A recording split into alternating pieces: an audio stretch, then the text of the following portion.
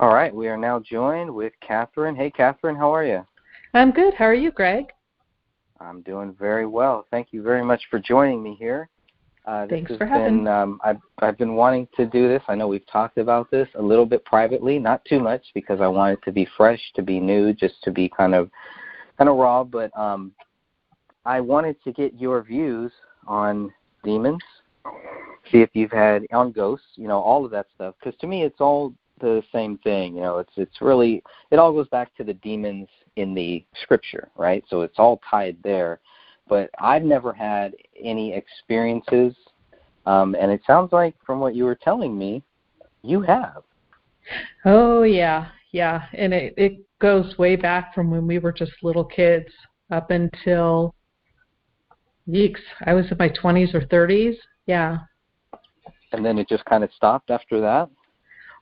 Well, I think a lot of it, because I agree with you, I think that it is truly, I don't believe in ghosts. I don't believe in the dead talking. I don't believe in any of that. Although I do believe in demons, I believe that spirits do haunt us, but not of dead relatives. Right. But they can I act think, like dead relatives. Oh, Would you agree with that? Absolutely. Okay. They can act like it. They can look like it. They can take on the whole persona. They do all that. But it's like the more you entertain that and the more you keep that in your life, the more it's going to stay.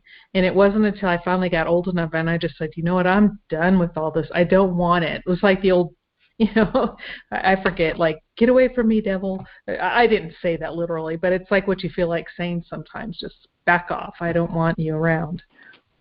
Back away from me, Satan, right? Or yes. Get behind me. Behind me. Yes, that's it. Get thee behind me, Satan. That's right. Yeah. Hold on one second here. My cat, obviously, is more important. She just knows. I don't know how she knows. She just knows when there's something going on that she's not a part of. Oh, cats are smart, I tell you. Cats can see demons, right? Oh, I believe they can. Yes. In fact, that's one of them. Have you ever seen them looking at something that you know is that you can't see, that is not there? Because my cat does that a lot. Absolutely. In fact, that was one of the stories I was going to tell you about. It was, I was probably about 11 or 12 years old, and it's when we were living in Montana near the Crow Reservation. And we had two cats, and they were Siamese cats. What do you call those ones? They're really pretty cats, but one was called Coco and the other one was called Haji. Well, Coco got sick and died, and so it just left Haji. So we had the female died, the male cat was still alive. And one night, I was just laying in bed, and I used to sleep, well, I've never really slept, but I used to always put the covers over my head. And I was laying in bed, and then I felt the cat jump on the bed and then start meowing. And I'm like going, Haji, I'm really sorry, but Coco's dead, I'm really sorry. And then I felt the cat walking. And so I took the covers off my head, and I'm like, Haji, there was nothing there.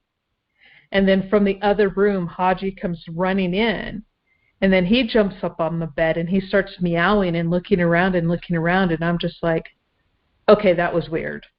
That was totally bizarre. And you also heard it? Yes. You heard it? I heard the meow. You heard it? Felt it walking. See it. Yeah, you felt it. Okay. Mm-hmm. And with the cat. You felt it? Mm-hmm. Wow. Yep. Yeah. And was there movement on the I had the blankets over my head, but you could feel it. I could feel that cat walking on me because it's what she used to do all the time. And both cats used to always sleep with whichever kid. There were like 7 of us in the family, so it would like pick and choose. And yeah, they would both jump on the bed, and that's why I thought it was Haji, because it's meowing and it was very loud. It was audible. And then when he comes running in, and then he starts looking around and he's meowing, like, where did that come from? Where that, and I'm like, okay, that was creepy. That was a little bit freaky. But I have actually, too, I have seen these things. In fact, Montana, a lot of stuff happen there, as well as Minnesota. So don't move to Minnesota. Run fast, run far. Not to move. I guess not. That's too bad, because I really liked a certain house in Minnesota, but that's okay. Oh, yeah. I love, don't get me wrong, I love the state, and, because that's my home state. But with the way the politics are out there, and our family that's out there they're like, the entire government is being overrun and overtaken by, that's a whole different topic. I shouldn't even go there. But yes, okay, I would rethink Minnesota. Definitely a strange place, and I think the state. I'm guessing that there's a lot of ghost sightings, or not ghost sightings, but demon activity, paranormal activity. Because I don't believe in ghosts either, unless we're talking about. Sometimes I'll say ghosts, but I really mean demons. So if I go back and forth on that, I just want to make clear that I'm talking about the same thing that you're talking about. Demons. That's it. Yes, and I do the same thing. I use them interchangeably, but I do not believe in ghosts per se. But when we were. No, go ahead. I wonder what it is about where it got lost in translation, where it used to be demons and then it became ghosts. I wonder if people were just kind of freaked out, or is it this whole secret knowledge thing where they're trying to actually hide things from us so that they can use it for their gates and make it seem like, oh, if you follow us, we can give you power, and then finally they realize that they're pretty much under the control of a demon. Yeah, and there. No, and I think you're right. It's like it goes obviously way back to biblical times, because when Jesus first was walking on the water and the guys in the boat started freaking out, going, "Oh my gosh, there's a ghost coming! It's a ghost!" And and Jesus like, "Yeah, no, it's not a ghost. Okay, it's just me. Calm down." Right. I forgot about that. Yeah. So, demons, and then of course when the Legion, which had possessed this one man, and they were asked to be thrown into the swine, and then threw the swine over the edge of the cliff. So I just think at the time, that's when a lot of the paganism started coming in with some of the we call it Christianity. Back then, I don't know what they called it. I don't know what the correct term was, but God-fearing people versus paganism. And so, they just really started mixing it all up and getting it all, because they wanted, I think it was Constantine, Pope Constantine, or was it Emperor? He was one of those, but it was Constantine, who really started to blend a lot of pagan traditions with Christianity. And that's how a lot of the modern day holidays that we have came about. They're not biblical whatsoever. And if people were to really study, and they would find out that, demonology, pagan worship, all of that was mixed in to get more people, kind of like to get the butts in the seat sort of thing. And how could they get, how do you get the pagans in? Well, make their practices part of your religion. So you just basically what they do is they just water down Christ, they water down real spirituality, they water down Christianity, or what maybe back then they would call followers of Christ. How does this play in with the non-believers of Christ, but the old Jewish people of the Torah, the ones who are still basically waiting for Christ to come, right? Because I get just kind of a weird vibe around, kind of the same way that I feel around some of the Catholics, and not just the regular people in Catholic. I'm just talking about some of the higher ups. When you listen to them speak, it doesn't sound spiritual. It doesn't sound like the real followers of even the Old Testament or the Torah and all that stuff. It sounds like something fake, and that's kind of where it's even more dangerous than to just be a pagan. It's even more dangerous to try to be a pagan mixing in the spiritual the spiritual realm in Christianity. It's an interesting thing. It's an interesting topic. Yes, and we have to keep in mind that back in the day, you were either a follower of God or you were not. They didn't have a whole bunch of different religions, and and then when you think back on how Christ treated the Sadducees and the Pharisees, especially the Pharisees, he called them what? Didn't he call them vipers? So he was not impressed with them at all in their lack of knowledge, and that's where I think a lot of people make the mistake, because I believe it was the book of Acts, or was it Galatians? Well, after Jesus died, and because he brought that message to the Hebrews and the Jews at first, but when they turned their back on him as the Messiah, he then told his disciples, and he told the Jewish people, it's like, okay, you've turned your back on it. Now this message is going to the Gentiles. So, yeah, and I know we're that's off topic. Sorry, but yes. Sorry. It's all relevant. It's all relevant. Everything is all. Yeah. There really is one topic in this whole world, and it really is Jesus Christ. It really is God. That is the real topic. It's the question everybody asks. Even people who don't follow him, even people who've never heard about God, people who even hate him, when they're in trouble, generally the first thing people start doing is praying. It's just just natural. There's something very natural. I had a friend. He was a very strong Christian when we were young, and then I chatted with him a couple years later, and it was like a totally different person. I'm worried about him now because he's into some of that Eastern mythology, spirituality stuff and all that. So I pray for him, and I'm concerned about him. But he told me this story once, and this was at the height when he was pretty much not anti-Christ, but just like whatever, you guys are you guys are crazy. And he was working, he was painting in this house, and I remember he told me he opened up this chest, and something came out of it and started fighting with him, like physically punching him. Oh, and wow. He got freaked out, and he started praying, and he ran out and he left, and he didn't have any scars or anything like that on him, but whatever it was, it freaked him out. I think he might have been dabbling in some things that he shouldn't have been dabbling in, like maybe with the Ouija board.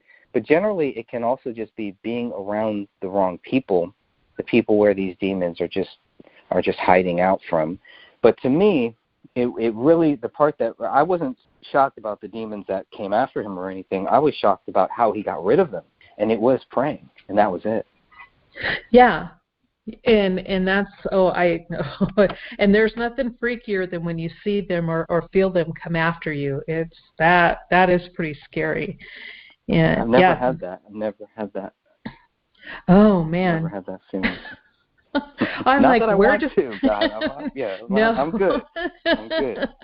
No, yeah, it's not that. something. No, yeah, that's one of those things where it's like, okay, I'll take it on faith. I mean, I am really a skeptical person. I hear a lot of people's stories, and because of what I've experienced in life, and I have experienced so much, that a lot of times when I'm listening to people talking, I'm like going, you're so full of horse patootie. It's like, whatever. Okay, go away. And then other times when you hear their story, it's just when you go through that stuff, when there's truth versus it's just somebody making up, whatever. Because back in the day, I think it was like the 80s and 90s when false memories were the big thing, where everybody's past and they were all part of this satanic ritual abuse. And I'm just like, okay. And not to say it doesn't happen, because it does, but it wasn't to the degree that there's just some people's stories. I sit there and listen going, wow, yeah, no, you didn't. Yeah. That's a false memory. But, like, for instance, there was one house, this is when we were in Minnesota, when we were just little kids. And this one particular house, I mean, and we didn't know then that our mother was into the spiritual realm as much as she was. We were just little kids. but we would be like downstairs, and you would hear like the toilets flush up. Everybody's downstairs. All 7 of us kids are downstairs, and my mom, and that's all who was in the house. We're all sitting downstairs, and then the toilet flushes upstairs. And we used to think it was so funny. And then the light would switch on. You know, we're all sitting there, and then the hall light goes on. And you watch the switch move up and down, right? And so we're laughing and laughing. Ha, it's so funny, it's so funny. And we used to take turns and see who could race up the stairs the fastest to get to go turn off the light switch. I mean, we had no idea what was going on at first. And I mean, this would go on. How old? Between the 7 kids, you were how old was? What is the age range between? Oh boy, let me think. I don't have a lot of memories. A lot of my memories are gone. I was probably 5, so it was probably between the ages of like 3 and 11 or 12. My mom had us all pretty close together. And and so we would all, whoever got upstairs got to turn the light off. And then, you know, we would do things like wait until we're downstairs, right? We're talking to them. And so we'd run downstairs, whoever's turn it was, and we would all sit down. The toilet would flush again, and the light would go back on. And we just thought it was hilarious. And in the middle of the night, I remember my youngest sibling, they got up, and then they came running into the room, and they were just hysterical. And I'm like, what's wrong? What's wrong? And they're like, all of the dishes are on the table. And I'm like, no, they're not. Okay, after everything I'd seen, I'm still the smart aleck kid going, no, they're not. No, they're not. And so they're like, so we go down there, and as we're going toward the kitchen, you hear the clattering. I hear all this clattering, and I go, oh, no, that's, you know, it's so-and-so, they're in there, and they're doing this. And the youngest, I mean, just the look of sheer panic on their face. No, no, no, no, no. So we get in there, and everything's put away. And I'm like, okay, whatever. So we step out, and as soon as we step out of the kitchen, you hear the clattering again. So we open up the door, and it's just like, what is it? There's a movie. I think it was the Sixth Sense. Is that the one where the little kid gets so scared and the cupboards start opening and the mom thinks he's doing it, and he's like seeing the ghosts or the dead people? And and it was, I kid you not, it was just like that. You open up the door and the cupboards are open and the drawers are open, and yeah, again, we just thought it was so funny. And it's like, okay. That happened a lot in Minnesota. And then it was there followed any malice at that time? At that time, was there any malice, anything like you tried to hurt anybody or anything like that? Right now it sounds... No, at that point it was all fun and games. We thought it was funny. And we used to think that they were a friend, right? It's somebody to play with. You know, we didn't know any better. And it wasn't until we moved to California that it went from all fun and games to it was like, okay, this is not good. This is so not good. And one night... That sounds about right in California. Yeah. I know. I know. But a lot of it, too, like I said, as we got older, we found out just how, it was actually my mother who was bringing in these demons. And that's when it started to be where things started to get really scary, where they would grab you, where you're sitting there or you're laying down and something grabs your hands and you can't move your hands. And you're like going, oh my gosh, this is no longer fun. And they would take things, and things would like a lamp or a plate or anything like that would go flying across the room. And that's when it's like going, wait a second, this is no longer fun. And there was one night when my sister, my oldest sister, she was sleeping on the couch, and in the middle of the night, we hear her yelling, and we go, you know, I go running in there. I was a pretty fast little kid, but I was usually the first one because I was so nosy. So I'm running in there and to see my sister, and she's struggling. and her arms are up above her head, and she's struggling, and she's like, let go of me, let go of me. And I'm like, there's nobody there. And she was just so hysterical. She's like, let go. And she couldn't move. You could just see it. She was fighting something. And then she just moved her arm. She finally let go, and her arms just, then came loose, and she ended up knocking over the lamp right next to her. But then she's like going, it had me. It wouldn't let me go. And you're just like, okay. That's when it really started to get the evilness of it all started coming about. What do you think changed between your move from Minnesota to California? I honestly believe it was my mother, and what she would do. How do I explain this? When you hear the term evil incarnate, that would be my mom. I remember, when I first was old enough and I heard the story of, what was it? Oh, the story of Mommy Dearest, and that movie came out. Yeah. Yeah, and I remember, and I'm watching that movie, and I can't remember. I think it was at a friend's house or something. And they're like, oh, this is so horrible. This is so horrible. I'm like going, I literally sat there and I looked at them and I go, I'd take her as a mom any day. I'll trade my mom for her any day. Because the old, the old were, if you didn't wash the dishes correctly, or if one was dirty, they all came out of the cupboard. If you didn't fold the clothes just right, everything came out of everybody's drawer, and you had to refold them. You had to wash up. Don't forget about the hangers. Oh, the hangers. Oh, yeah.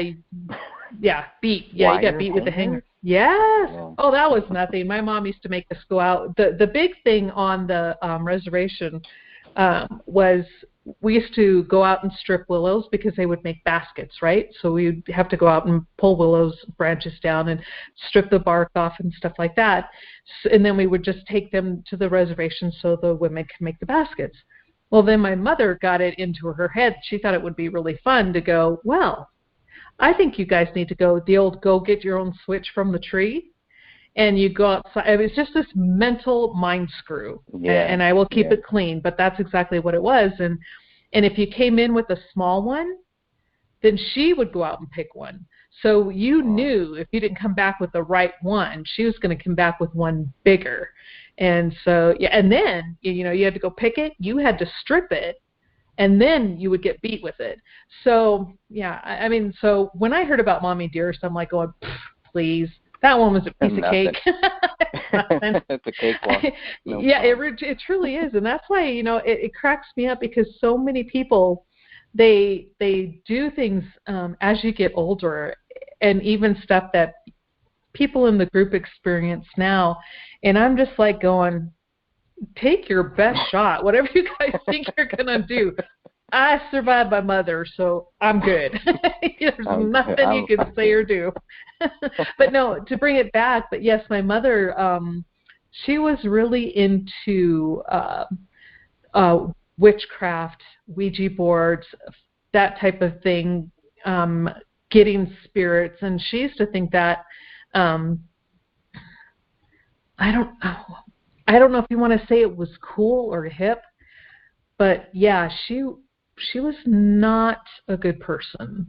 Was it kind of how, like, when you and your siblings were laughing when you were kids, laughing at, this tricks, this light switch that was going off and on?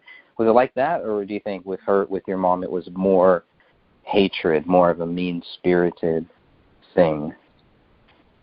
Well, at first we thought it was all fun and games with my mom, but then as the years went on and as it progressed, we realized it really was just evil. And she would... But do you think that your mom at one point thought that it was all fun and games, and later on it kind of turned her, it started eating away at her, whatever this thing was? It could have easily been eating away at her, but I truly think that all along she secretly enjoyed having us being afraid. And it was like this evil part of her personality. My mother was one of those where if you met her, you would think she was the nicest person on the planet. She would, come across as really nice, very personable. Everybody got along with her. She was a beautiful woman. But you get her when she's alone and away from the rest of society, and it was like night and day. Wow. Yeah, she really became pretty evil.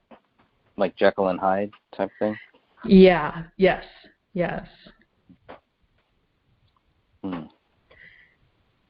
And where do you think it came from with her? I mean, do you know how long she was involved in this stuff? I do not. The only thing we've been able to piece together, those of us who have memories, some remember more than others. I think I don't have as many memories as the rest of the family. But she would, it was something she always did. It was like this, she would get a sick pleasure out of having that type of evil around. And I don't know how else to say that. She thrived on that. Anything that was of the devil. But when things started to get really out of control, she then started to turn to religion. And that's when, we first were introduced into the Adventist faith. But before that, and even afterwards, that didn't help her. She was still evil incarnate. But it's like she'd always, I don't know if she was born that way or she did have a pretty abusive upbringing in her childhood. For example, her father had come home and found, her biological mother and her biological sister died shortly after her mom gave birth to her sister in the hospital. Back then, that happened a lot. She ended up with an infection, and they couldn't stop the infection, and her mom died. That was just one of those things that women used to die from. So then when her father remarried, he remarried a woman who was just terrible, really terrible. And he came home one day from work, I guess at lunchtime, and found his then new wife holding my mother's head underwater in the sink and was yelling at her. So she was trying to drown her. Oh my goodness. Yeah. So I don't know if I used to use my mother's upbringing as an excuse to try to explain away the things that she did, but you truly can't. There's a point in time that as an adult, we make decisions every day. Are we going to be nice, or are we going to decide to lash out at the world? And my mother lashed out. And that was her choice. She could have chosen different, but she didn't. Right. That's sad, because there's many people out there that do that go that route, but that's really sad. Well, yeah, so I probably got a little off topic there, but I know usually, with these things, it seems like, especially when you said that, your mom, she was involved with this stuff, and so that just made me curious. Also curious about how did she have satanic things, or did she have this witchcraft stuff like out in the open in your house, or did she kind of keep it in a closet, locked away somewhere, or was she very open about it? She would keep it locked away. And a lot of times she wouldn't show us directly. We would just see the results of what she was doing. Like you would see spirits walking around your house all of a sudden. You would see these puffs of like little puffy balls of smoke. I don't know what else to call them. Yeah, there was just like little round balls of smoke that would float all around the living room. They would talk to you. It just really weird stuff, and it was oftentimes I'm like going, why would she even invite that in? Is something I could never understand. But She did. She used to think that that was really cool. And it got to the point where if the children were getting scared, my siblings and I were getting scared, then she would get like this perverted pleasure out of it. She would be happy. That would make her happy. Yeah, it was really, really weird. So let's go back. Let's take a few steps back here. Let's go back to the very first time that you realized that there was something else going on, that there was another presence. Okay. Yeah. When I guess the first time was, the house where the light switch would go on and off, but then after that. Oh, sorry. Can you say that again? I think it cut off. I don't know if the recording caught you, but I didn't catch what you said. Oh, okay. The very first time was back when, the light switch would go on and off. Oh, yes. See, and also, we had a dog. We had a Doberman when you were asking about the animals. And in another house we lived in Minnesota, we had the Doberman, and there was like a little landing. This was so you'd have a few stairs, there'd be a landing, and then the rest of the stairs would go up. And that Doberman would sometimes just sit there, and all of a sudden, I don't know if you've ever seen a Doberman alert, but they have this very specific stance. And he would alert and just stare at the landing and growl. And there's nothing there. You couldn't see anything. But he would just growl and growl. And it was like, okay. And after a while, we started to understand that he was seeing something, because it wasn't much longer after that then you would either feel something grab you, something walk past you, or back to the lights again, something like that.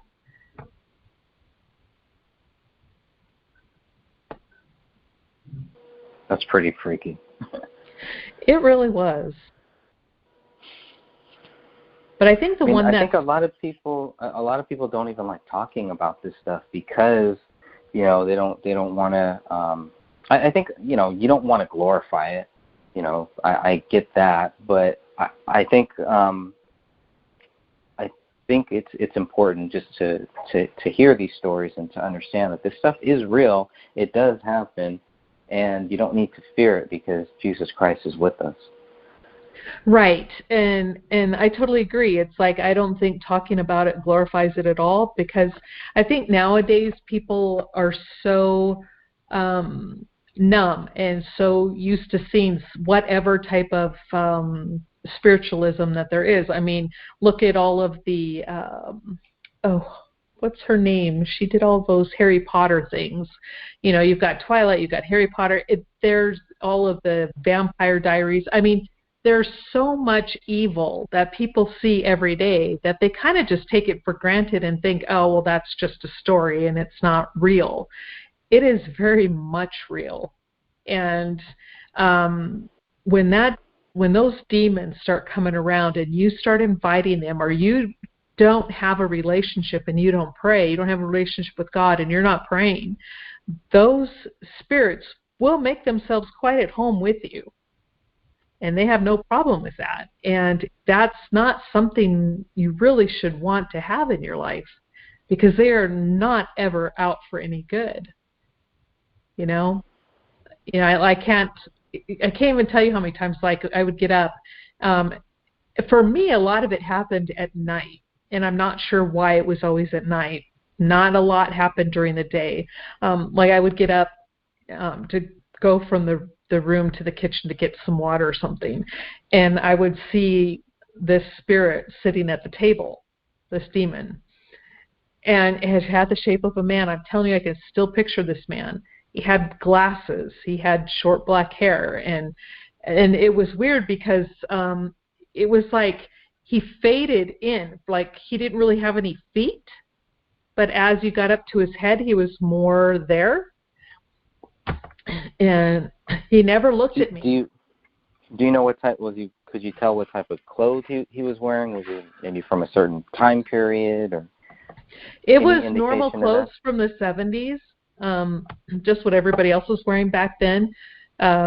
I think it was a plaid shirt, and I couldn't really tell the pants because he kind of blended in. He was like faded in from no feet to where by the time he got to his waist and then his shoulders and his head, I could really tell. I mean, like I said, he was wearing sunglasses. It's in the middle of the night, and he's sitting at he's this. Just sitting there. Yes, he's sitting at the table, and he's sitting in the chair that the way it was, it's like there was a refrigerator, and then on, say, to the right of the refrigerator was a table that only had two chairs next to the wall. So one chair would be the refrigerator, a chair, the table, and then the other chair that would be, and he was sitting in that other chair facing the refrigerator, the side of the refrigerator. And I'm just, as I'm walking, I'm just staring at him, and I'm like, I never said anything, and he never looked, never moved, just sat there. And I'm like, what's he doing sitting at the table? Well, that's kind of stupid. You know, why are you wearing sunglasses at night? And totally bizarre. Really, really weird. That is one of my favorite songs, by the way, where I wear my sunglasses at night. But I know, but every time I would hear that song, I would think of that. I'm sure, yeah. Maybe you're not the only one. You never I know. Oh, man.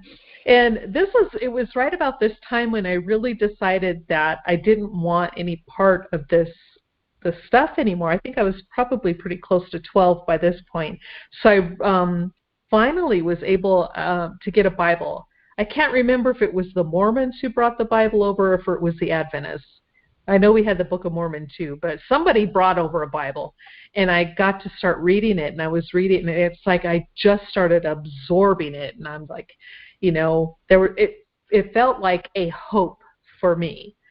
But the more I started to read it, you know, stranger and stranger things would happen. Like one night, I would just, you know, I was laying in bed and I'm saying my nighttime prayers, and then I open my eyes and I see what this demon was trying to present to me as the hand of Jesus reaching through the kitchen window.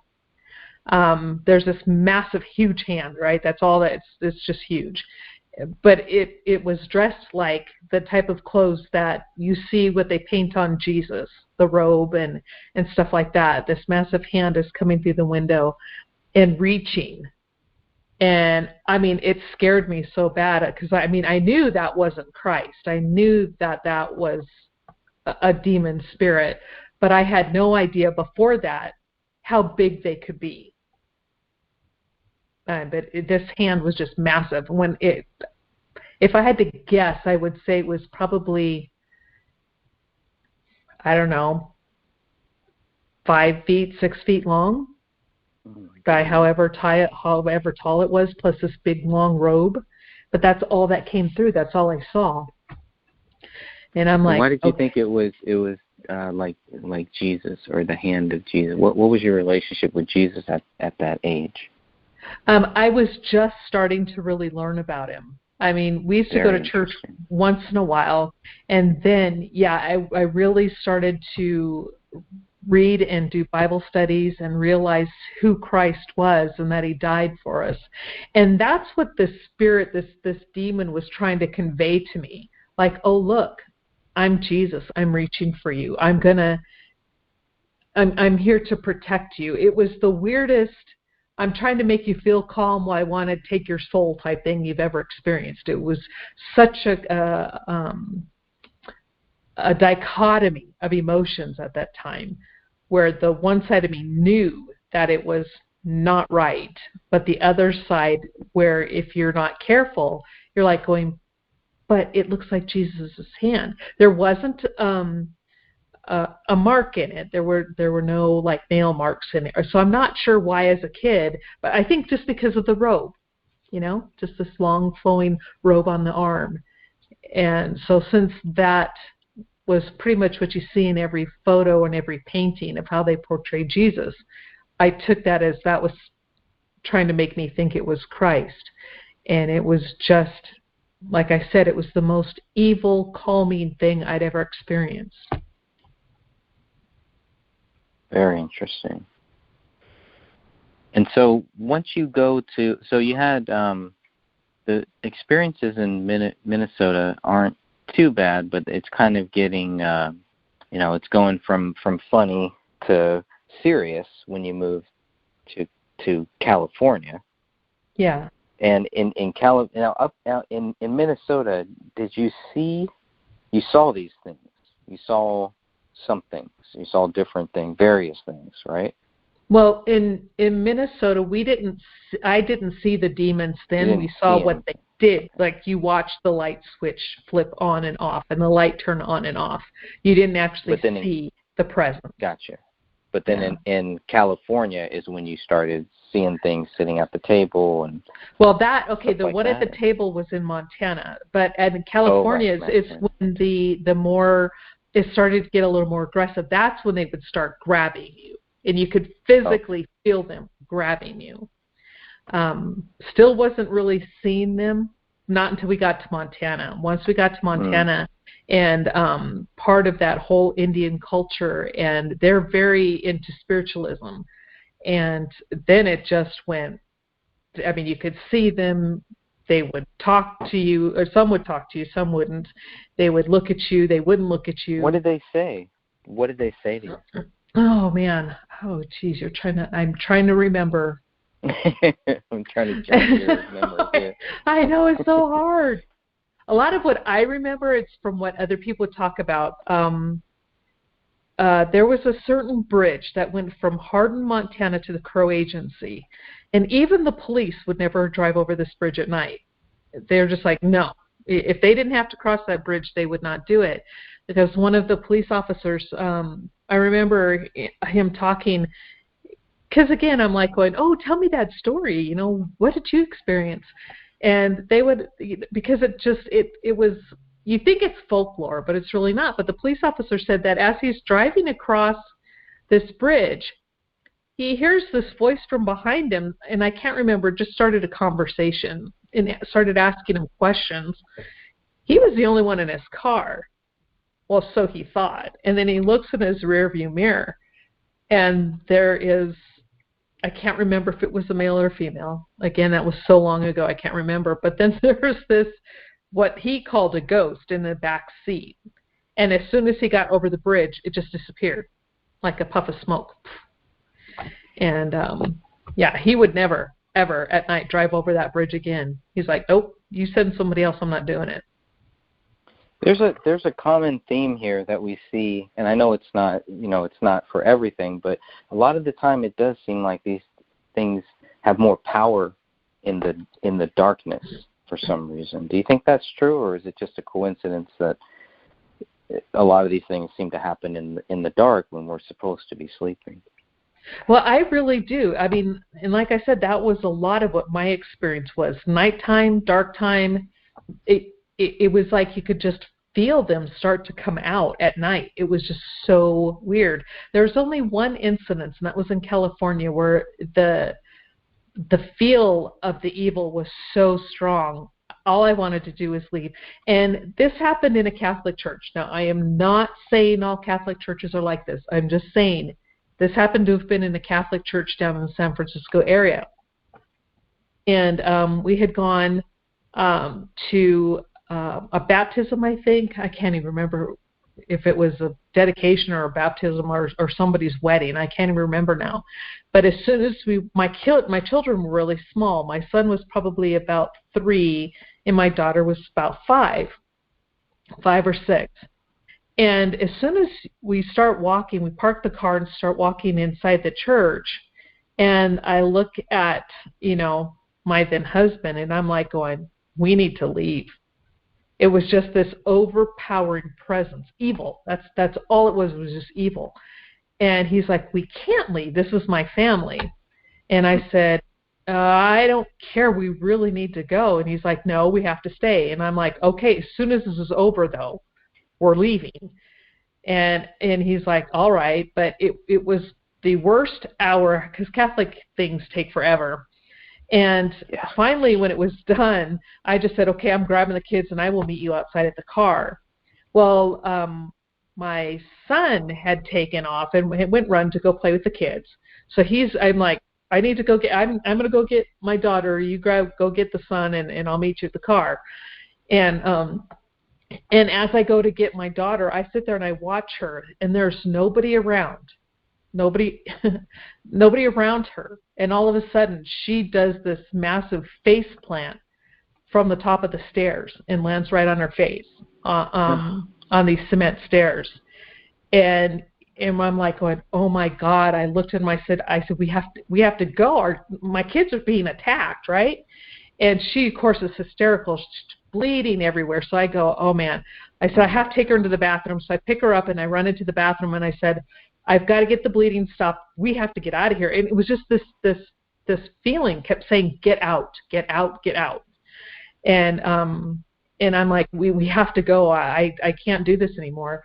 So as I'm cleaning up the blood off her face and trying to get her lip to stop bleeding, he brings in my son. Same thing happened to my son. Oh my goodness. He went to go get him. Yeah, he went to go get him. Same thing. He starts to go toward the stairs. Something pushes him from behind. He does a face plant on the stairs. I have 2 children with bleeding noses and lips and hysterical and screaming. And I looked at my husband. I said, grab paper towels. We're out of here. We have to go. We just have to get out of here. And it was so evil. And like I said, I'm not saying it was the Catholic Church. I don't want anybody to misinterpret that. But whatever spirit was there that day, because I believe, I don't care whose church it is, if that church is not consecrated to God, the devil will take it over. The demons will take it over. And I don't care what religion it is. It doesn't matter who you are. It's what are you going to allow within that building you say belongs to God. And it was horrible. It was the absolute worst, because as a parent, you're like, I have to protect my children. And then when you know that it's the forces of evil, you're battling against the principalities and the rulers of darkness. And you can't. That's when I finally realized I couldn't fight against them. You're totally helpless. You're at God's mercy. You lean on God and God alone, because you cannot withstand the demons. You can't. No. Not without him. Exactly. And he's going to help. And that's why I think it's just in our nature to just cry out to him, cry out for his help. And sometimes these things happen. And I also think that God is not going to, it's not like these demons have free reign to just do whatever they want to whoever. And it isn't like, if there's people out there that are listening to this, and if these things are happening to you, there is a way out. There is help. Yes. Jesus Christ is always here. He's always going to help you. You pray to him.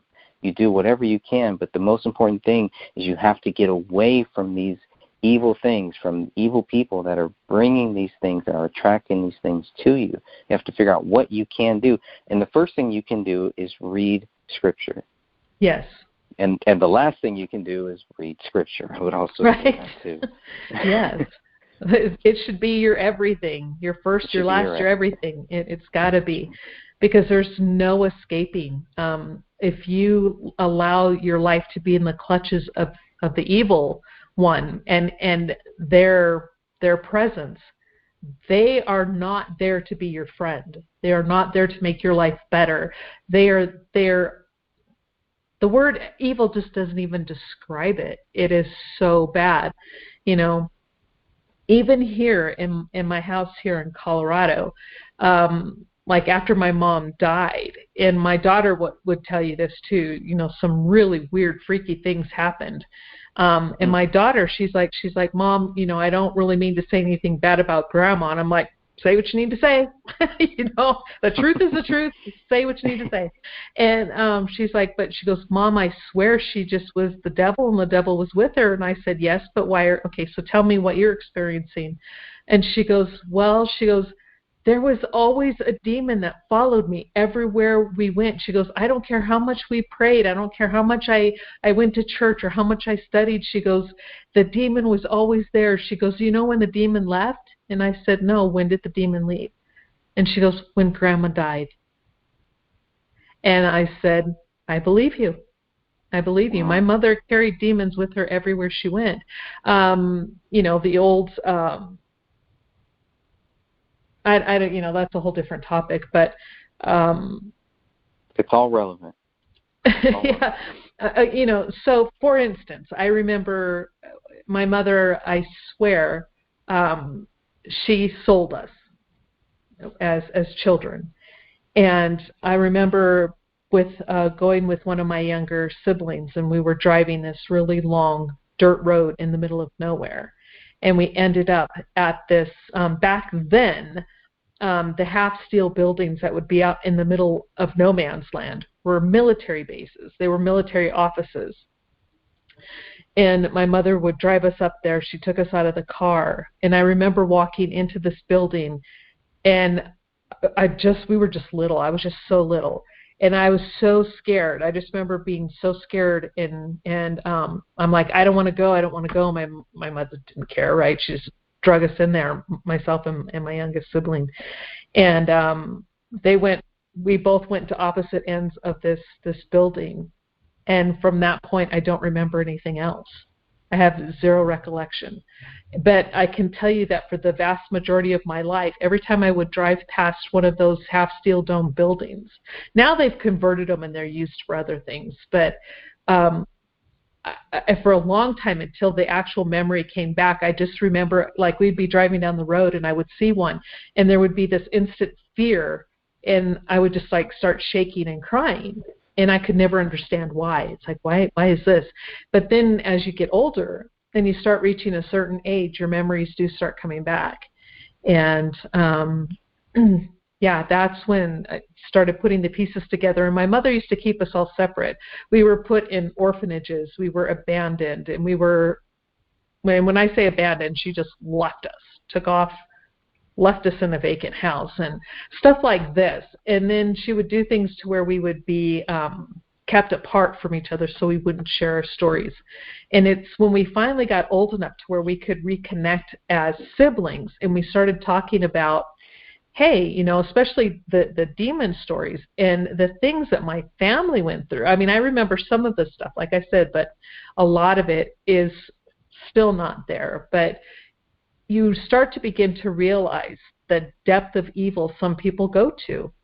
And unfortunately, we were raised by a parent who was really, for lack of a better word, evil. It's very sad. It's really sad. You're kind of talking about missing time. Sounds Yes. like what you're talking about. Yes, I have a lot of missing time. I've had some of that. I've had some of that, and my ex-stepdad is he was very abusive in many ways.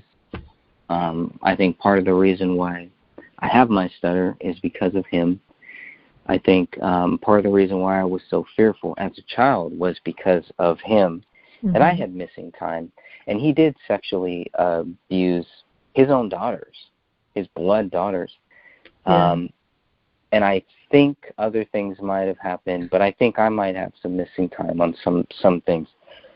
I had this weird vision. It was a dream. I don't know what it was, but when I was little, I remember I was on this all started with going to baseball. So every year we would go to baseball, and we do the whole sign-up thing, but we had to do a physical. And I never understood why we had to do it. I never really looked to really see if that's what we really did, or if whatever happened, something else happened. But I remember I used to get that same feeling. I didn't want to go. And I was scared, and I was crying, and I did not want to go to this thing. And then there was missing time.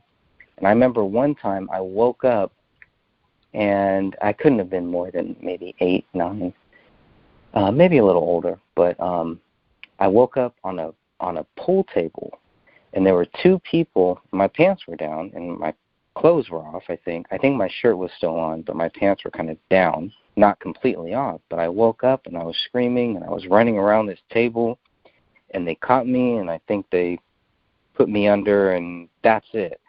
And that image, I don't know why, especially recently in the later later years, that image is coming back to me now. It's coming back to me stronger and stronger. And I do wonder about that stuff. But I know, and he was evil. He would curse God.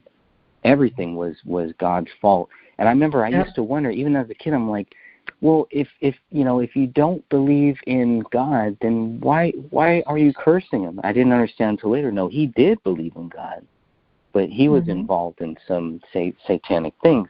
And I know he was things happened to him as a kid. And for many years, I did that same thing where I just justified it. Well, it happened to him. I know a lot of bad things happened to him. But after a while, you get to a point where it's like, you know what? No, that's not right. It doesn't matter if it happened to him too. Right, exactly. And that's, I do a lot of research on criminals and psychopaths and stuff like that. And anybody, and this is why I always appreciated Jeffrey Dahmer, because he was flat out says, he goes, don't go blaming my parents. He goes, I made these decisions. I decided to do what I was going to do. I'm not going to blame my mom and dad. He goes, that was all on me. And so many others go, oh, well, I was abused as a kid. I did this, or they did this to me, they did that to me, and that's why I'm this way. No, you chose. You got to a point in your life where you either choose to continue the cycle or you break it. And, and that's where, like, people like you and I, it's like going, no, I'm breaking that cycle. And I remember I would tell my mom, I'm just defiant to a fault. And, that's why, I think we've joked around, and I know I've joked around with you about this a lot. It's why I've been married so much, because I would always choose the men who were very abusive, very horribly abusive. I want to preface this by saying this does not include my son's father when I was married to him. He's a good guy, excellent dad. That's a whole different story. But everybody else, highly abusive. And it finally got to the point where I'm like going, it's like I would take them on, like somewhere in the back of my mind, I was still taking on my mother, going, oh yeah, you think you're going to make me do that? Really? Okay, let's see. Go ahead, bring it on. Especially my last husband. He was horrible. He would do horrible things like try to suffocate me in my sleep. He would OD me on medication. He would shoot me up and then beat me up when I was unconscious. He was horrible. And all the doctors and even the therapists are like going, and the doctors in the ER are like going, we need to file a report. And I'm like, what am I going to say? I don't remember, because I wouldn't. He would drug me up. I would just go in with all these bruises. And then I would just sit there and I would tell him, I go, you know what? You can kill me if you want. I don't care. And I go, but you're not going to break me. And he just would go, he would call me horrible names. But I even had one of my husbands who actually put a 22 to my head and said, go to sleep, bitch, or I'm going to blow your fucking head off. And I said, I just turned, I looked at him and I said, do me the fucking favor. And pardon the language, I don't, I don't want to disrespect God in that respect, but it's what I said. I'm like, do me the fucking favor. And he didn't know what to do with that. He thought I was going to be scared and freaking out, because before he used to always come at me with knives. And he's like, you're going to learn to protect yourself or I'm going to kill you. And so I would always end up with these cuts. I was cut all the time because I would be trying to put my hand up to defend myself instead of, defensive wounds. So not fighting back, but putting my hands up to keep him from slicing my face. My hands would get cut up instead. And so finally, when he puts the gun to my head, and I'm just like, I was 17 years old. And I just looked at him and I said, do me the favor. I was ready. I'm like, I don't care. Pull the trigger. I'm 17 and I will gladly die if it means I don't have to put up with this shit anymore. And so, and that's kind of what I say. It's like when people come at me, they don't know me. They don't know what I've been through. They don't know what I've survived. And I am not the kind of person who's going to go, I will never back down in fear. I will stand up. I will be nice.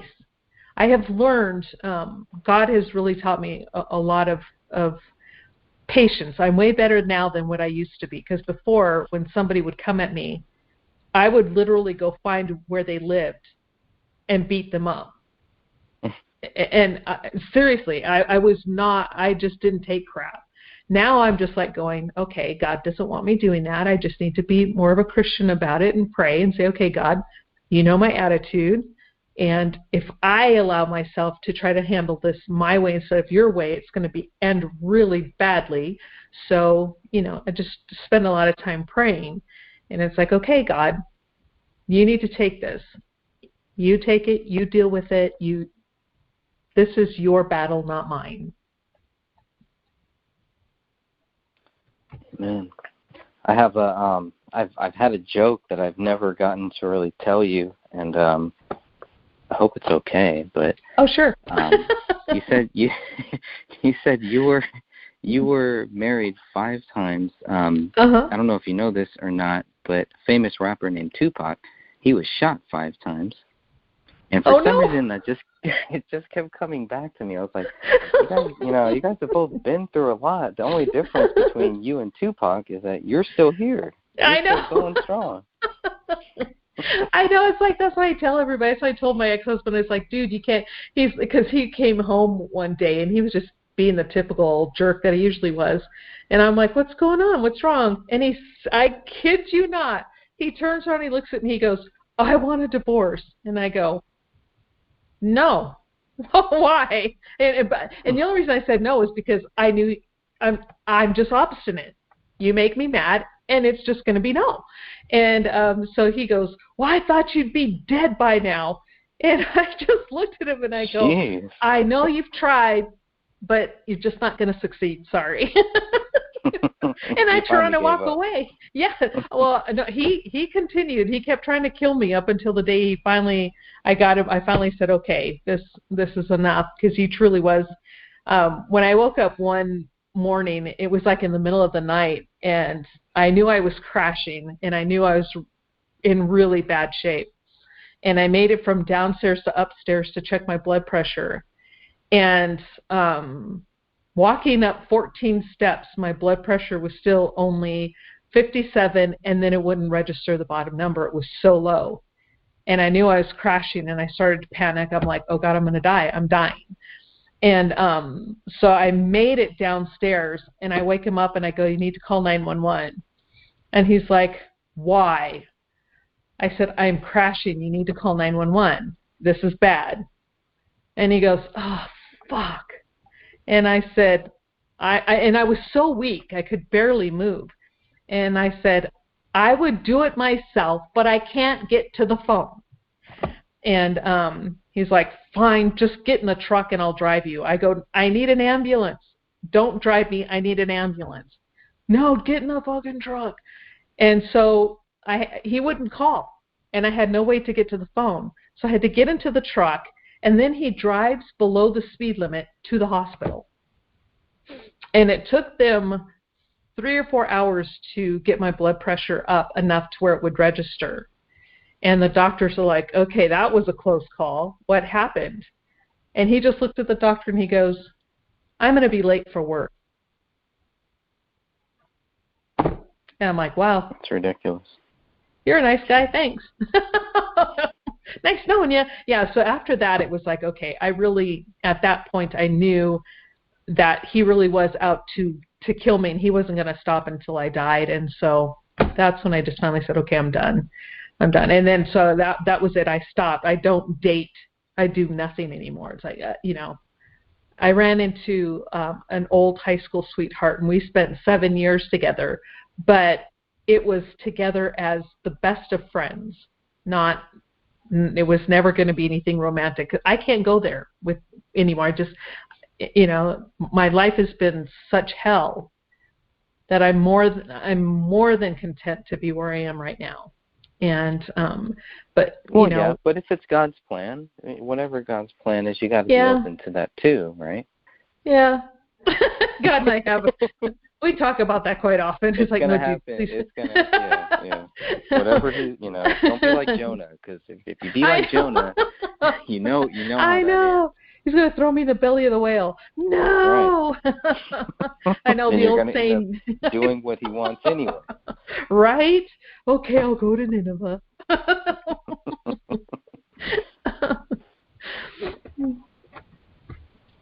Well, that's too funny.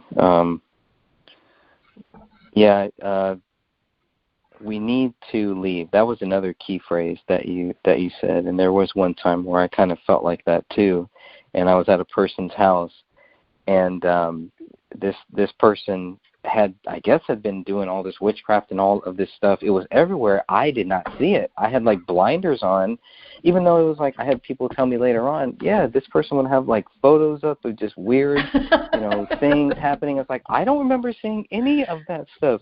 But there was the last time that I was in this person's house, and I started feeling sick, and I had no idea why. And I was just like, I need to leave. I physically got up and I left. I went out to my car. I was shaking.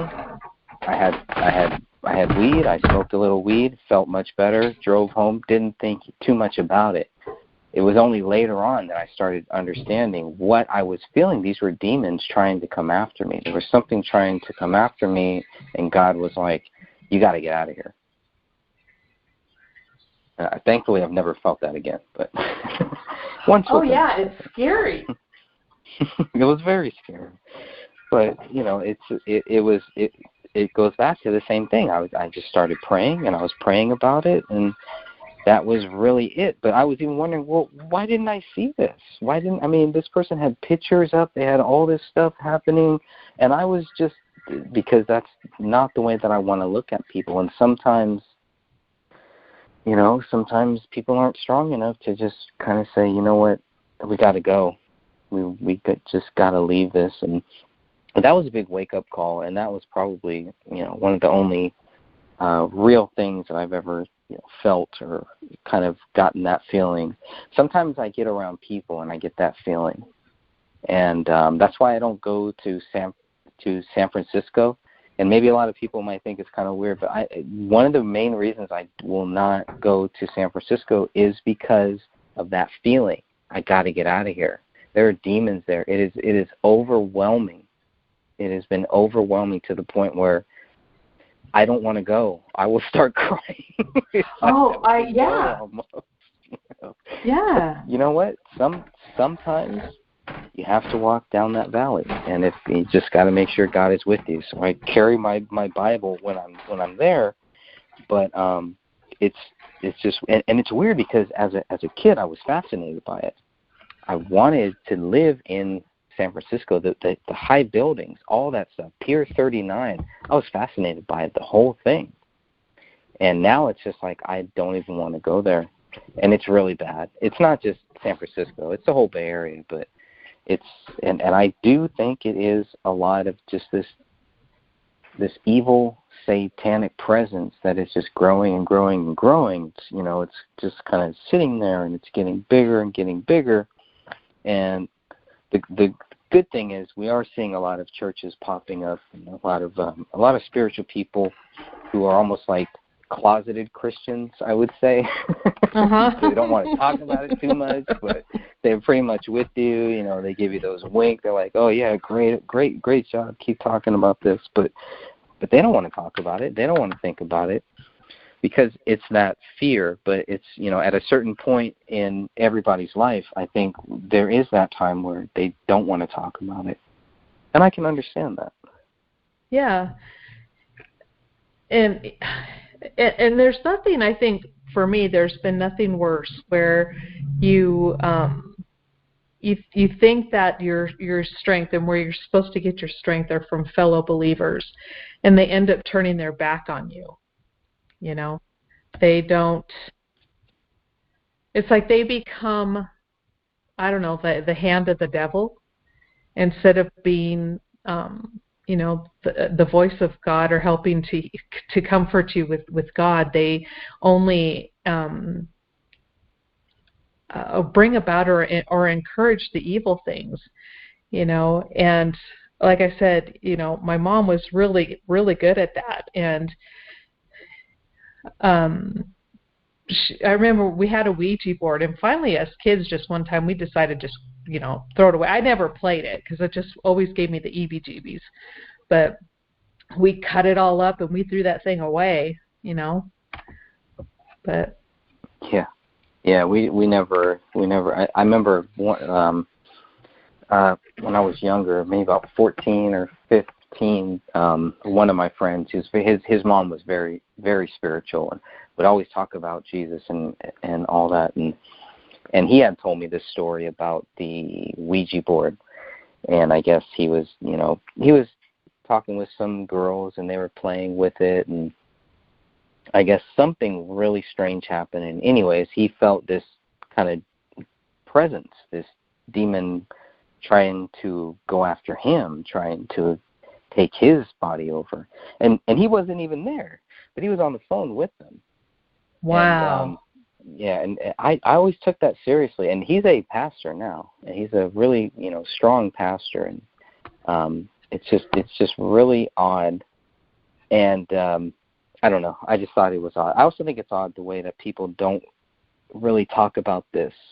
They don't talk about it like it's real life. But that's why I'm glad we're here talking about these real things. Yeah, and that's where I think a lot of Christians, why and how they get fooled into believing or following along with, whatever the latest tradition is. It's like it used to be that I used to think Halloween was fun. I really did, until I finally got older and I'm like, what am I doing? This is Right. really the celebration of demons. You dress up on that, for All Hallows Eve, and you're dressing up as a ghost so the ghosts don't come back and take your soul. They think you're one of them to begin with, and that's the whole idea behind the costumes. And I'm like, wow, when you start looking at what these things truly are in our society that they put off as innocent fun, it's really very demonic. Yeah, it is. It really is, and it's like it's right in our face, but yet it's in a certain way that people can't really see it unless you know what you're looking for.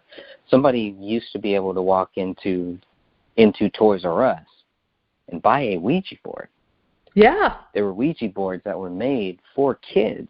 Yes. That were made. I mean, this is real stuff. This is real life. And I think a lot of people, from my view, from the people that I've talked with, a lot of them don't talk about it. I think they are scared of it.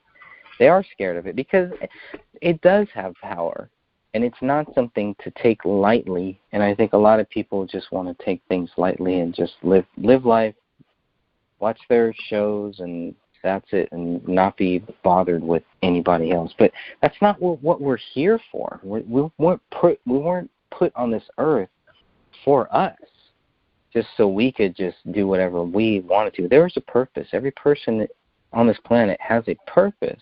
Correct. And if we don't find that purpose, I think that's when people start feeling very sad, which is now what they call depression, which I could, I don't know if that term, I don't really believe in that term. I just think it's just this sadness. But the sadness has to do with fear, and it has to do with how the devil gets to us through that sadness, through that fear. And now we have all of these drugs and all of that stuff that kind of just puts it on steroids. That's all that stuff really does. It's, people who are depressed taking antidepressants and getting more sad. Mm-hmm. It defeats the whole purpose, but I think it does open doors. I think a lot of these drugs that they have now can open doors that normally or in the past would not be opened so easily. Anyway. Right. And the thing is there is a difference between people who suffer from a chemical imbalance due to whatever, because childhood trauma does affect the brain. It does, without question. But because the pharmaceutical companies have found that just because they tell somebody, well, if you wake up one day and you're just not extremely happy, well, then you must be sad. And if you're sad, then you're depressed. And if you're depressed, take some Cymbalta. You know what I mean? And it's like, wait a second, you don't need that. It's just a sad day. Deal with it. Learn, go out and do something. A lot of it's lack of exercise or lack of food or just get out of yourself for a minute. Go do something. Go volunteer. And I don't want that to be confused with those who truly have real issues with chemical imbalances. But however, they weren't making enough money off of the people who truly do need it. So they start creating. It was like this Big Bang show where Bernadette, she has her PhD and she works for some pharmaceutical company. And she came home one day and she's like going, we created and cured a disease today. And that's what they do. They create something, but they also have the cure now for you, and that's how they make their money. And if people would understand that, just because you may be sad doesn't mean you're depressed. And to allow yourself to be taken over and to fall in that pit, that little devil's playground, and allow yourself to be hooked on drugs or allow yourself to be hooked on alcohol or even hooked on pity parties. There are people who live to be to get people's sympathy. That none of those are putting your life in God's hands. All of those are following a different spirit, the wrong spirit. And it's all about balance. It's, turn your life over to God and understand that whatever choices you make, good or bad, there's going to be consequences. And a lot of times people don't want to face those consequences to a bad decision. That's right. So they run to find something else. Mm-hmm. And all they really need is Christ. Yeah. And it's funny because and I just think it's funny because, when we were growing up, again, I never did drugs. In high school, I was never the kind of kid. I didn't do drugs. I didn't go get drunk. I didn't do any of that stuff because I was going to graduate high school. And up into where I am in the line of children, nobody had graduated. And I was third. There's only two younger than me, and I'm like going, I'm going to graduate, because my mother would just, she was really horrible. And I remember going to parties and stuff, even after I graduated, and I would be sitting in this room and people are smoking pot, getting drunk, and they're like, hey, you want some? And I'm like, nope. And they're like, one person came up and says, how can you always just say no? How can you not be tempted? And I looked at him and I said, have you looked at yourself? I said, stop right now and look at everybody in the room.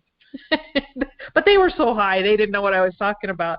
I go, what a waste of money. I go, they're going to go throw all that out. I said, they spent all this money on alcohol, and what they're going to do is go throw it up in the toilet.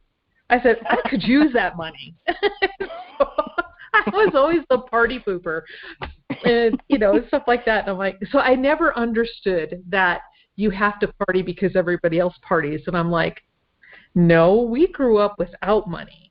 And if I had $5, you think I'm going to go buy it booze or weed? Oh, hell no. I'm going to go buy me some bread. I want food.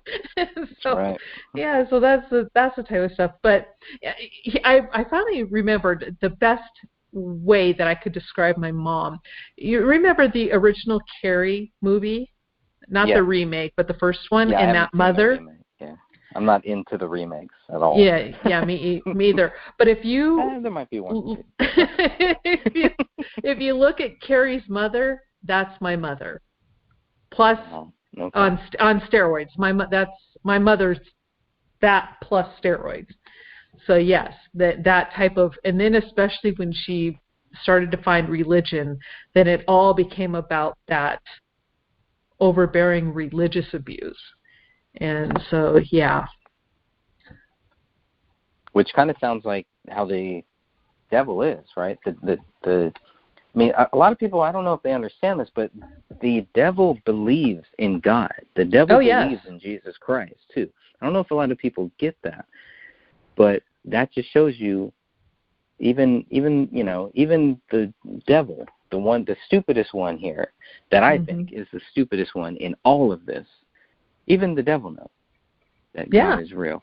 For whatever reason, I mean, how could you be the whatever, so close to God to understand all this and still not recognize who God is, or to challenge that?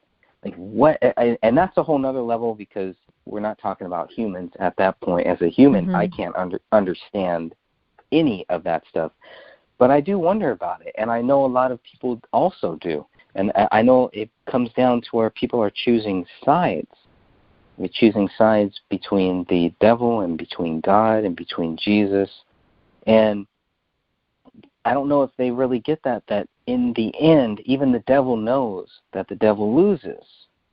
Yes. It's already done. It's already over. We're just playing this whole thing out. And we know how this all ends. And I don't know. Sometimes sometimes I get mad at pastors because they don't talk about demons. They don't talk about this stuff. They don't talk about the devil. I mean, that much, at least in some of the churches that I've gone to.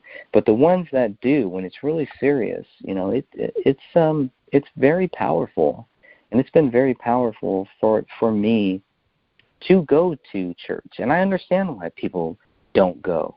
And I understand if I didn't find a good church that I felt spiritually comfortable with, I would not go either.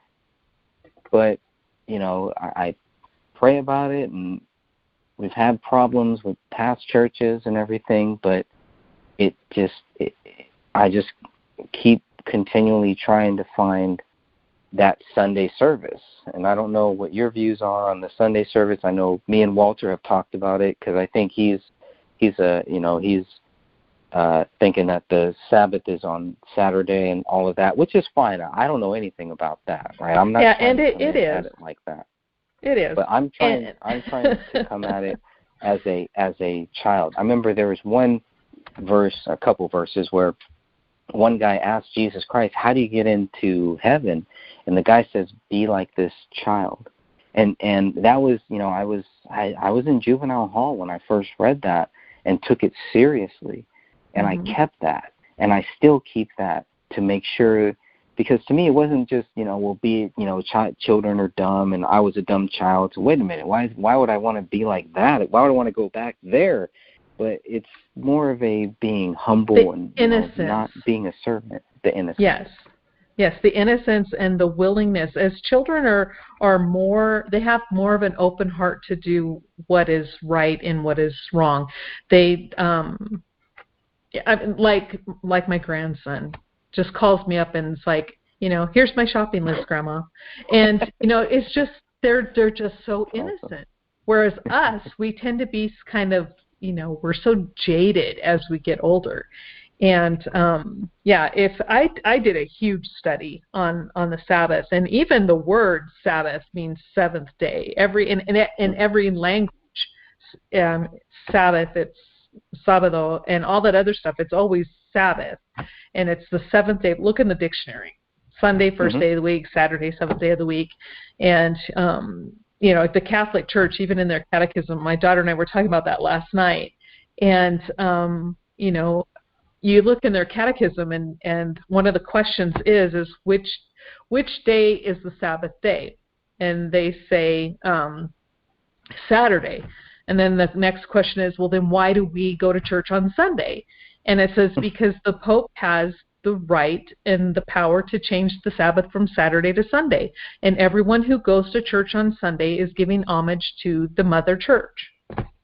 And most people don't know this. Most people are raised. Like when I used to go to church on Sunday, I never questioned it, because it's just what you do, right? It's what everybody did. And then when I did the study, and I'm reading in the Catholic Catechism, and then I went and I talked to a priest, and I said, I have some questions. Is this really what you guys do? Is this just a big joke? And they take that very seriously. They're like, no, we changed it.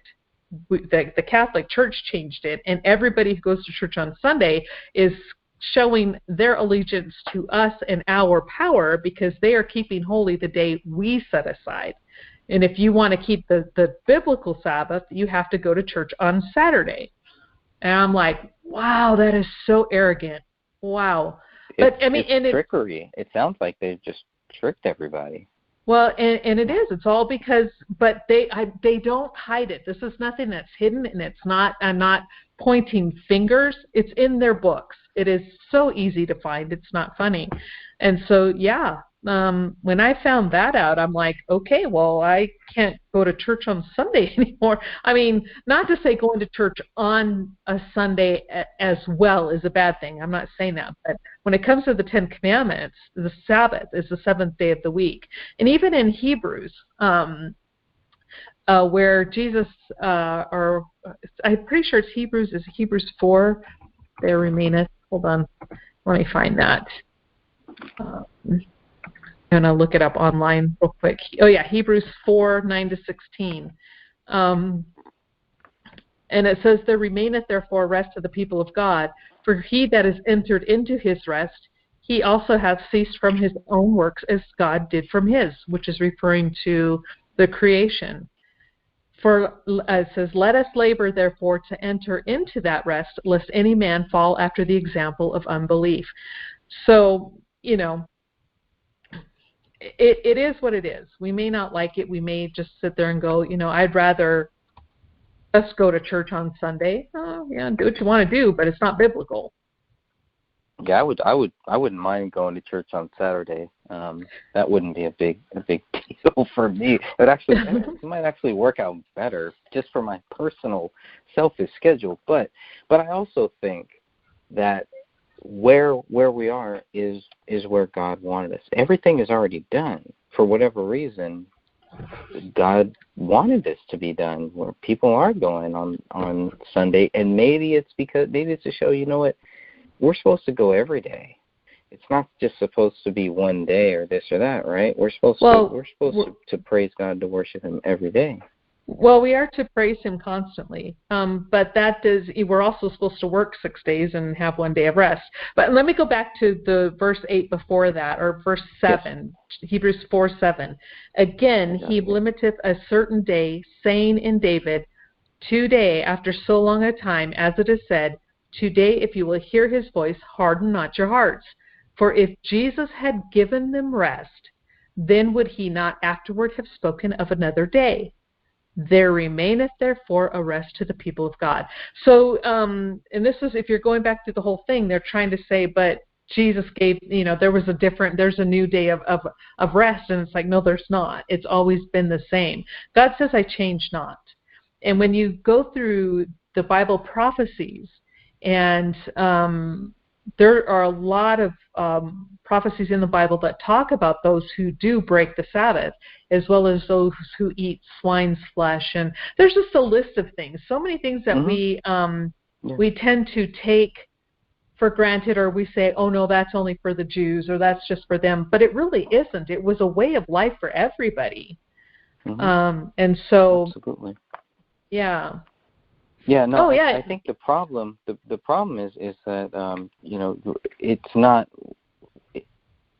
Here's the question, not the problem. Here's the question: does that go against what Jesus said when Jesus talks about how we get into heaven? When He talks about working on these Sabbath, when He talks about these things, does going to church on Saturday as opposed to Sunday, recognizing what the Sabbath is totally different, but Jesus isn't talking about that. So as a young Christian, as a young person who's trying to really just look at that and just kind of more focused on that than focused on some of these other things, which is not right. It's not good to just take one piece of the Bible and say, okay, I'm just going to focus here. But that's what I do, because I take what Jesus says and I make that my center. I make that my rock. And then anything that I kind of hear that kind of might contradict that, or is kind of counter to that, or is adding to that, like the Mormon book, that was one of the big things that kind of turned me off towards that. It's like, wait a minute, you're not even supposed to have a whole nother book. Right. You're not supposed to add to this word, and you're not supposed to take from it. There was a book that I wrote, and I had to scrap the whole book because I'm like, I'm interpreting what the scripture says. Why don't I just tell people just read the scripture here? So I lost a whole book off that. Well, and that's okay. I mean, that's all part of learning. But we have to remember, Jesus is our example. And what did Jesus do on the Sabbath day? He went to the synagogue to preach. He always went there to read the scriptures. He never changed the Sabbath. Even in death, he rested on the Sabbath. He didn't raise himself from the dead until Sunday morning. And so we have to remember that. It's not, we have to follow, we have 10 commandments, not 9 commandments. And if the Sabbath isn't... I think we have 11. I think we have 11. Right? Because we have the new commandment that he gave us after that. Right. Well, and on the new commandment hangeth all of the law, if you remember, to love your neighbor as you love yourself. Yes, absolutely. And when you look at the entire law, that's exactly what it boils down to. And so a lot of people go, oh, well, that we don't have to keep that anymore. Well, if you don't have to keep the Sabbath, and again, this was I did this study for years. If we don't have to keep the Sabbath, and it's part of the 10 Commandments, well, then I can kill, I can dishonor my parents, I can commit adultery, because why is one thrown away but the others are still there? They're either all there or they're all not there. You can't just take one out and toss it. But that's been all part of the brainwashing and the taking over of the pagan religion, or the false belief, the false religion, false message. You know, there was a song by Keith Green way back in the 70s, and the lyrics go, they put some truth to every lie to tickle itching ears. And it is so true.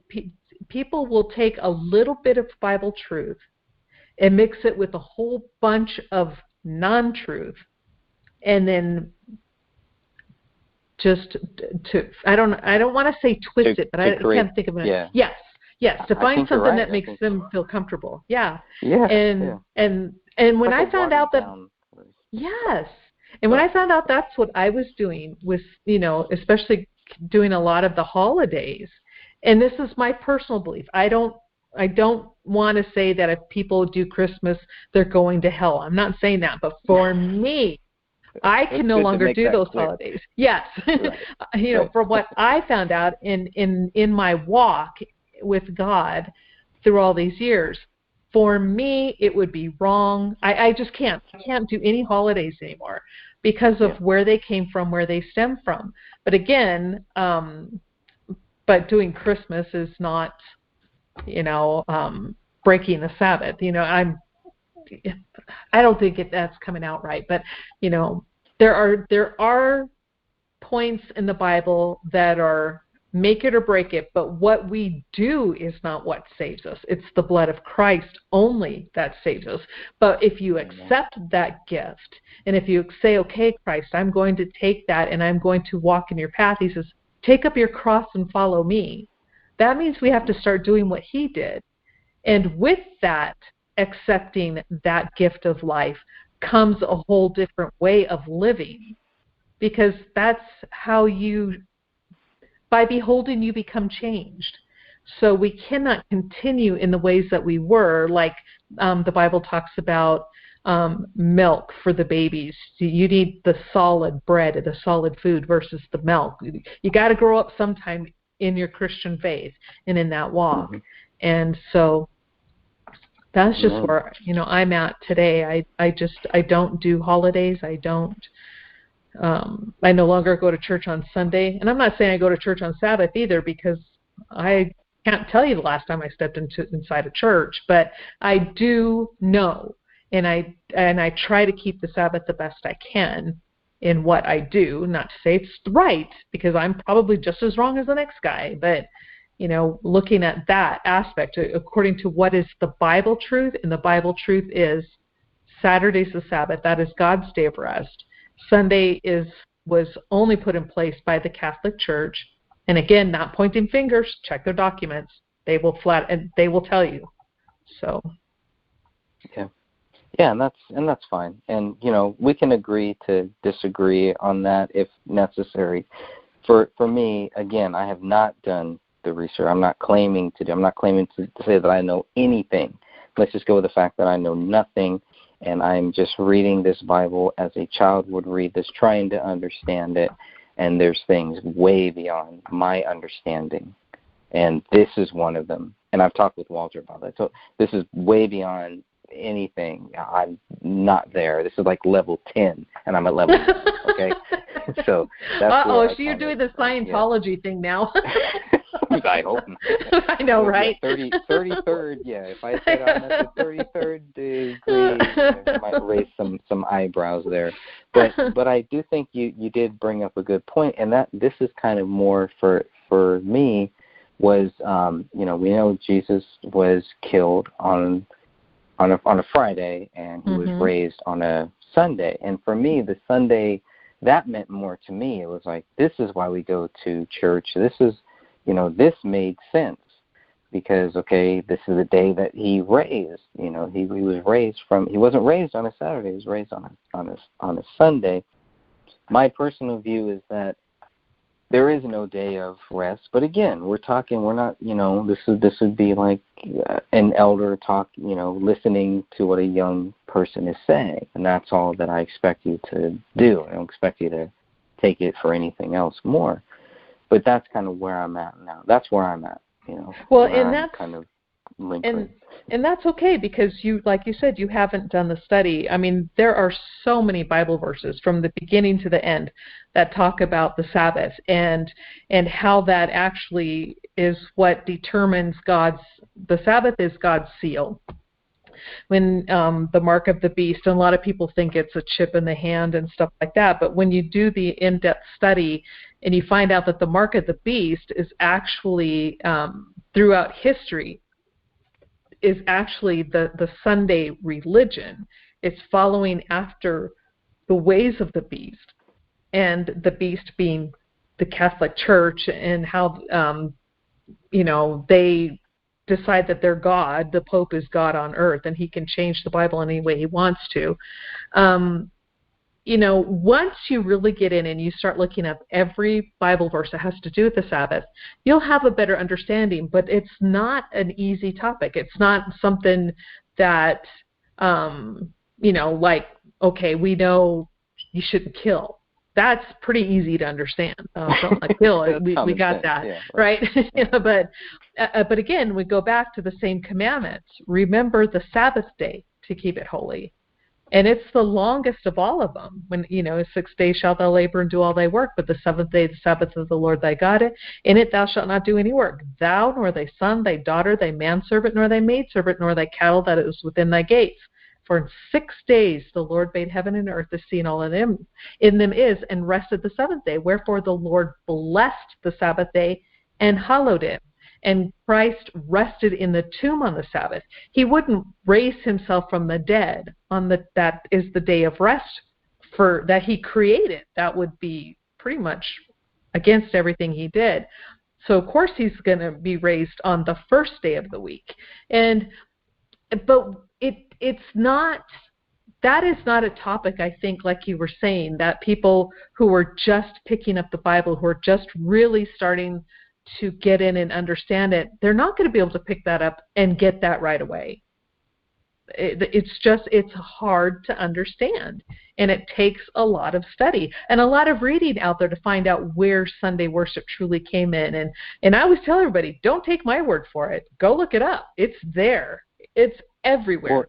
Go read it. And is there a possibility that it's like daylight savings, that what we call Sunday is actually Saturday? I mean, how do they say a day is, a day to God is like what, or what is it, like a day to us is like a day with days God? Basically, a day with God is like 1,000 years.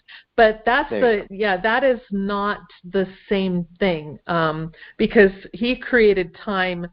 Time doesn't exist for God where he's at. And again, this is this is my understanding. I could be wrong. But where God is at in heaven, I think time only exists right here where we are. And that's why he gave us the sun, the moon, and the stars. He said they were for times and for seasons, and for, the evening and the morning were the first day. So many of us, we don't count the next day until it's morning time. Then all of a sudden, it's now the next day. But the Bible says the evening and the morning were the first day. The evening and the morning were the second day. And so, and when you get into studying the history of the calendar, the number of the days of the weeks have never changed. There's always been 7 days, but the number of days to a particular calendar month have changed. But so it doesn't matter if the calendar goes 1, 2, 3, 10, 15, 28, 92, 1, 2, 3. That doesn't matter. You still have Sunday, Monday, Tuesday, Wednesday, Thursday, Friday, Saturday, Sunday, Monday, Tuesday. So it's not the day number, it's the day of the week that remains the same and has always remained the same. And so when they did that change, I think it was from, I forget the name of the calendar, to the Gregorian calendar, the one that we use now. They didn't take out days of the week. It jumped from like the 1st to the 15th or something like that. So, and I think that's where some people get confused. They go, oh, well, it's the 19th, but is it really the 12th? Well, that doesn't matter. The day, if it's still Tuesday, it's always been Tuesday. Interesting. Very interesting. Well, I don't know how we got off on I know, right? That, but that's good. Well, just kind of wrapping up here, or finishing up here, the one other thing that I did want to ask you, we had talked about when you first started having these experiences. When was the last time that you've had any demonic experiences or anything like that? I'll ask it in 2 parts. When was the last physical experience, and then when was the last overall experience? Oh boy, I would have to say the last. Well, for me, physical experience is also what I feel it when I feel that presence around. And seeing, feeling, touching, all of that. It's all that's what I meant. And there are still times when now I still feel it. I believe that when the Bible says that the living know that they shall die, but the dead know not anything, and that their memory is forgotten. They no longer have any work for them, for they're gone. They don't know what their left and their right hand are doing. And so even after Don died, my high school sweetheart, he died almost 2 years ago now. But I am telling you, and this is what I really struggle with, and I talked to his son is a pastor. He went to seminary school to become a pastor in the Adventist church. But I talk to him a lot, and I tell him, I go, I know this isn't your dad, but I swear I feel him. So that's where a lot of the confusion still comes in for me, because I know it's not him, but yet it feels like he's there. It is the weirdest thing. And same with my mom. When my mom died, there would just be times when you just feel this really weird sensation. I'm just like going, oh my gosh, is that my mom's demon coming to visit again? I don't know. But I don't know if I can honestly say that it ever truly stopped. It stopped being a consistent thing, I think, back in about like the late 1990s.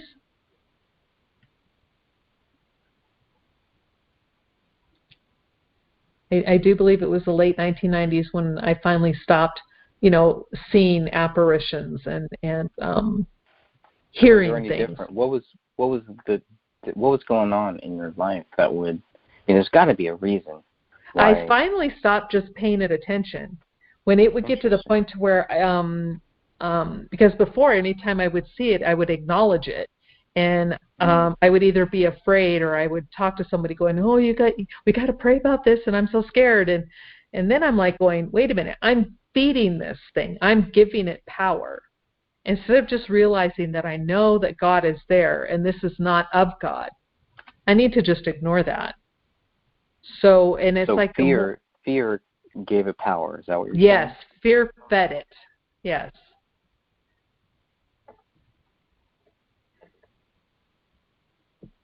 Very interesting. Well, do you have any final comments here? There's a lot of other people out there that are going through this that aren't going to talk about it. They might listen to this, and you might be able to help them. Do you have any advice for people that might be going through this, or who have gone through this and aren't dealing with it or recognizing it? What can they do? I would definitely say that first of all, they have to come to a point where within their own life that they acknowledge what it is, realize that the devil has no power over your life other than what you give him. And when I say the devil, I also mean just evil spirits. I'm not talking about just Lucifer. I tend to use that as a catch-all phrase for all demons, the devil. When you no longer give that entity power, it no longer controls your life. If it's bothering you all the time, and sometimes they do, it can get so horrific. And you have to understand how am I trying to say this? What you feed is what's going to live. If you feed the Holy Spirit will thrive. If you feed the demons will thrive. You have to choose. When the Bible says, "Choose ye this day whom you will serve." Every day you have to get up and decide, okay, am I going to follow God today, or am I going to allow my life to be taken over and ruled by the evil one? It's literally that easy. And you make that decision, you make that conscious choice, going, okay, this is no longer welcome to my life. And you have to get rid of everything, even if it's a movie that has a lot of witchcraft in it, if it's a book that has witchcraft, or whatever that you have in your life that is feeding that bad, evil spirit, you have got to get rid of it. No ifs, ands, or buts. Throw it away. Burn it. Get rid of it. Amen. Okay. Any final words here before we end this conversation? No, the only thing I just want everybody to remember is, lean on God. Don't lean on your own understanding. We as humans we run by emotions. And faith should never be emotion-based. It should always be because you know that God is there. He loves us. He died for us. He shed his blood so we didn't have to. And accept that gift and be thankful that it's there. And with God, all things are possible. Amen. Thank you.